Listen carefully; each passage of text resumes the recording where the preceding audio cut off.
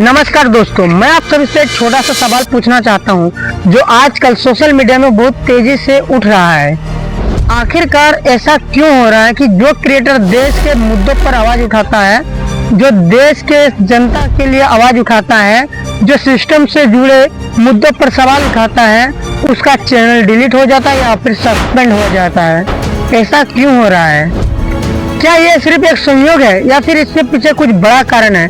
चलिए समझने की कोशिश करते हैं इस छोटे से वीडियो में कुछ उदाहरणों के साथ। विजय राठी, गुड्डू अंबेडकर, रंजन यादव, अनामिका, योगी जैसे बड़े बड़े क्रिएटर का जो चैनल है उसको या तो डिलीट कर दिया गया या फिर सस्पेंड कर दिया गया।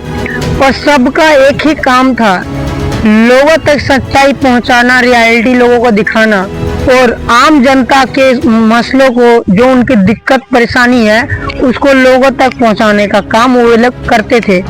सबसे बड़ा सवाल तो ये है, क्या कोई लोकतंत्र वाला देश में सवाल पूछना गलत है? क्योंकि लोकतंत्र की सबसे बड़ी ताकत तो यही है कि जनता सरकार से सवाल पूछ सके, जनता सरकार पर बहस कर सके और अपने मसलों को रख सके। अगर कोई क्रिएटर देश की नीति पर सवाल पूछता है या फिर देश की समस्या को लोगों को दिखाता है, तो क्या एक लोकतांत्रिक देश में आम आदमी को अपनी बात कहने का अधिकार नहीं होना चाहिए? लेकिन इस चीज की एक दूसरी पहलू को भी समझना बहुत जरूरी है कि कोई भी सोशल मीडिया जैसे यूट्यूब, इंस्टाग्राम, फेसबुक, सबका अपना अपना अलग पॉलिसी होता है, नियम होता है। अगर उसका कोई भी उल्लंघन करता है तो इस आधार पर भी चैनल डिलीट या सस्पेंड हो सकता है। लेकिन सवाल फिर भी वही है कि एक लोकतांत्रिक देश में कोई सवाल पूछता है सरकार से या फिर सच्चाई दिखाता है सरकार की कोई भी नीति का या फिर जनता का आवाज बुलंद करने का काम करता है, तो उसका ही चैनल डिलीट क्यों होता है या फिर उसका चैनल सस्पेंड क्यों होता है? ये सोचने वाली बात है। अभी लगातार ऐसा ही हो रहा है।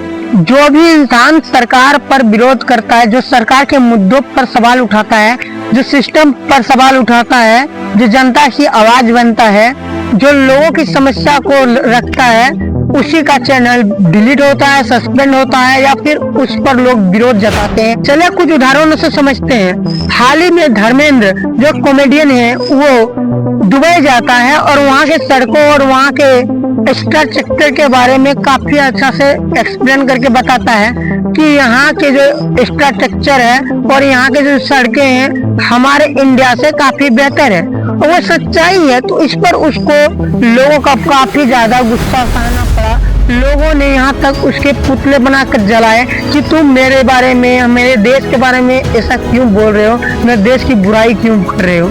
अरे भाई, वो बुराई नहीं कर रहा है, वो तो सच्चाई दिखा रहा है ना। जो सच्चाई है वो बता रहा है। क्या सच्चाई से लोग इतना आक्रोश तक पहुंच सकते हैं, इतना लोग गुस्सा आ सकते हैं कि किसी का पुतला बना के जला सकते हैं? यही लोकतंत्र की ताकत होनी चाहिए, परंतु ये लोकतंत्र का कमजोरी बनता जा रहा है कि लोग जो भी सरकार पर सवाल करता है, जो देश की सच्चाई दिखाता है, उस पर ही मुकदमा चलता है या फिर उसमें विरोध किया जाता है। तो वहीं हाल ही में एक और केस आया जो नितिन गडकरी ने एक मानहानि का केस मुकेश मोहन पर कर दिया। परंतु इसका सच्चाई क्या है? मुकेश मोहन बस एक कारवा की रिपोर्ट पढ़ रहे थे, उसमें जो जो लिखा था वो बता रहे थे, वो अपने मन से कुछ भी नहीं बोले, परंतु फिर भी उस पर मानहानि का केस 50 करोड़ का जुर्माना मांगा और ये बहुत ही खराब हुआ। ऐसा ही हो रहा है हमारे देश में। जो भी अपने देश के लोगों के बारे में सोचता है, जो सच्चाई दिखाती नेता की, उसके साथ ऐसा ही होता है।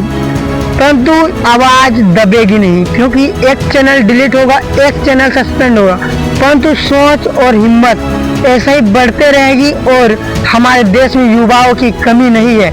हर युवा एक भगत सिंह है, और भगत सिंह सिर्फ एक इंसान नहीं थे, एक सोच थे, और वो अभी भी जिंदा है हर युवा के शरीर में, हर युवा के मस्तिष्क में।